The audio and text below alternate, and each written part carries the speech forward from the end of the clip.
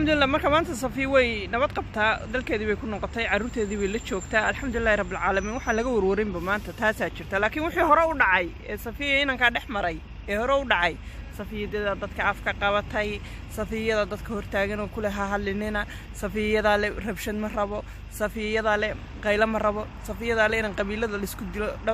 madaxayga ma rabo Safiyada le dadka in la isku diro madaxayga ma rabo waxaasoo dhan Safiyada lahayd afkeeda mataqaanay ka soo baxay ayadana dadka inta faraha badan majority-ga Safiyada hortaagneed oo lahayd car sameynina maadaama aanu dadka ugu dhawaanahay aqoon aan u leenahay Safiya aan garanayno Safiya dadka eeda cunaha ku dhagneed oo lahayd ma hadli kartaa marka privacy-geeda iyo nolosheeda iyadu waxa jeceshahay in loo ixtiraamo waa mid muhiim ah taasna halkaas aan dhigayaa aadna uga xumahay waxa dhacay 100% waan cambaareynayaa in mataqaanay laga garaabo oo xal laga soo bixiyo oo apologize laga soo bixiyo السلام عليكم ورحمة الله تعالى وبركاته أتبعين سلامية دمانتي بأمة الصومالية ملك استيمون باتشوكتان با وانا كتونا إن رمضان تا بشا بركيسان إن إلهي نقاق بلو إبادة دمانتي بآد أيان يدكسو دعينيا أنا ويسو دعين دونتان إن رمضان كريم بان إلهي ملك استيمون باتشوكتان با واوغين أنا شغيني وانبيسيها ووقت حتى أن كفريستو حتى أن يعني فيديو يركزو دوبا أن واوغيدين marka arrinkii shalay toole baraha bulshada la wareejinayay Safiya Tusmo iyo fiidiyoogii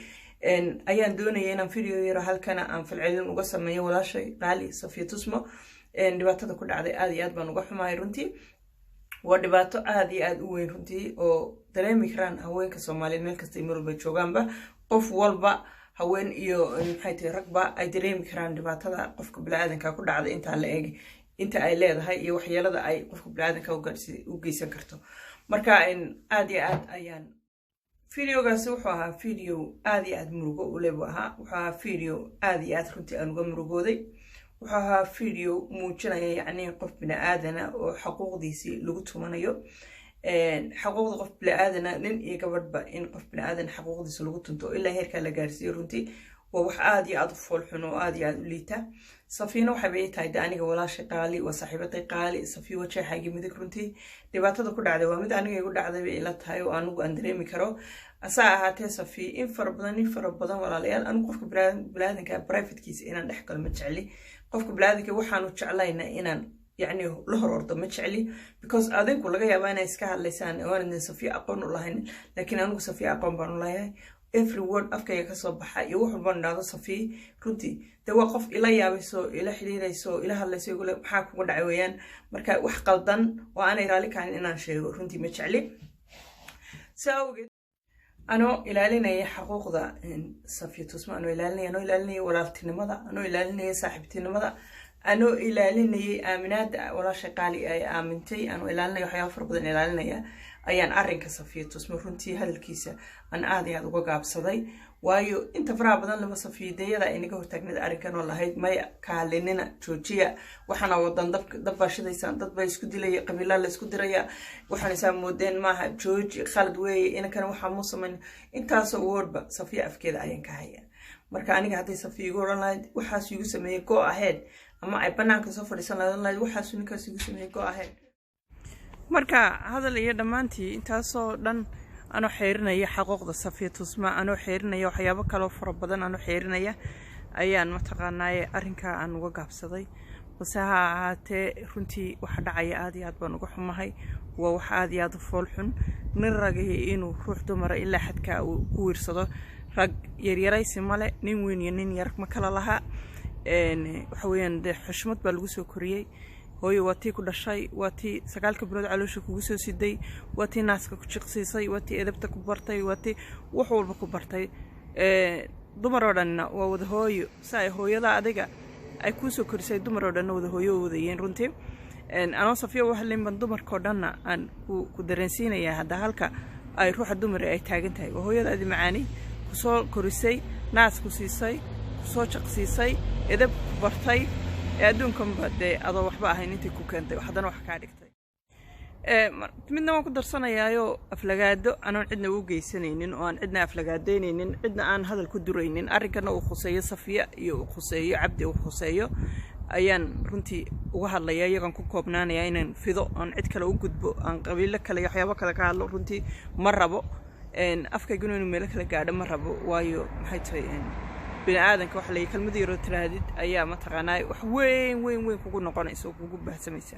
marka runtii cid walba aan xeerinaya cid walba aan ixtiraamaya ayaan waxaan leeyahay Safiya waa lagu xadgudbay ilaahay xaqeeda ha siiyo Safiya waa hooyo maskiinada Safiya waa gabar wanaagsan Safiya waa hooyo edeb iyo karaamo leh ruuxii maanta waxa lagu la kici lahaa lagu la dhaqmi lahaa maaha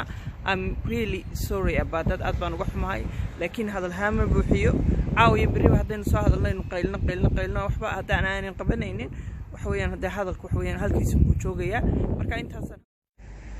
marka runtii waxa aad looga xumaado waa video aad iyo aad u naxdin badan oo argagaxiso badan mid baan ku leeyahay cabdi mid baan ku leeyahay waxaan ku leeyahay waxaas wax lagu dhaqmo maaha waa wax aad iyo aad u foolxun u tiyo oo yani arin argagixiso leh ma jeclid bay ila tahay in walaasha iyo hooyada iyo in waxa lagu sameeyo in waxa kula kaco ma jeclid bay ila tahay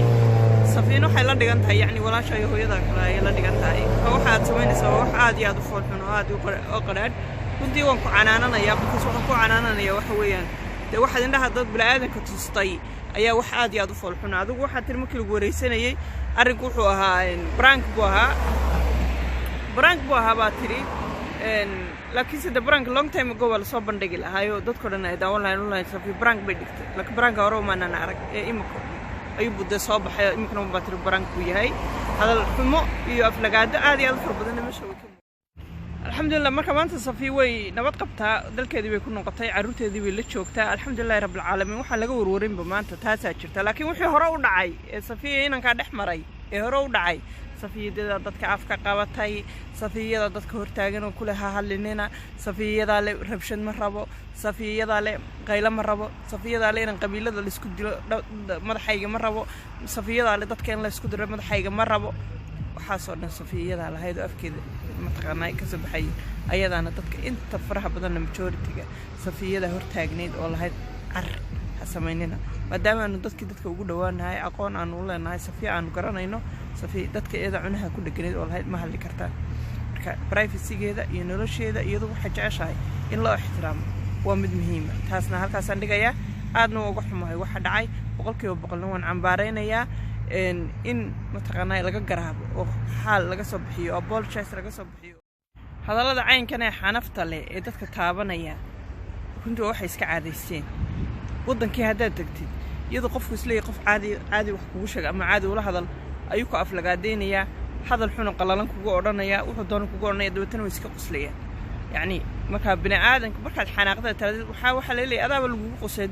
lagu leeyahay buufis bay qabtaa babaac baa ku xidhan ma inta yar hadalka bay ka xanaaqday macaynka bay ka xanaaqday ayadoo toos lagu aflagaadeynaya marka hadalladan imanka uu inanku ka hadlayo runtii waa hadallo aan hore dhagteedu in far badan ugu soo dhacday oo ay aadaysteen inay dadka waxay doonaan intay ku yiraahdaan dabeetana qofku hadduu xanaaqay ku yiraahdaan mabuufis waa qofku qaba ma xanuunsanaya macaynka buu yahay waa akhlaaqda wax ka saaran weeyaan oo dibadda ka ah weeyaan marka hadallada iyo inantu say u fadhiday alxamdulillah rabbil caalamiin Safiya way nabad qabtaa Safiya dalkeedii way ku noqotay ubadkeedii way la joogtaa alxamdulillah rabbil caalamiin maanta waxaan ka warwarsanayn waxa jirta Safiya maanta inay gacan nabad ku jirta dalkeedii iyo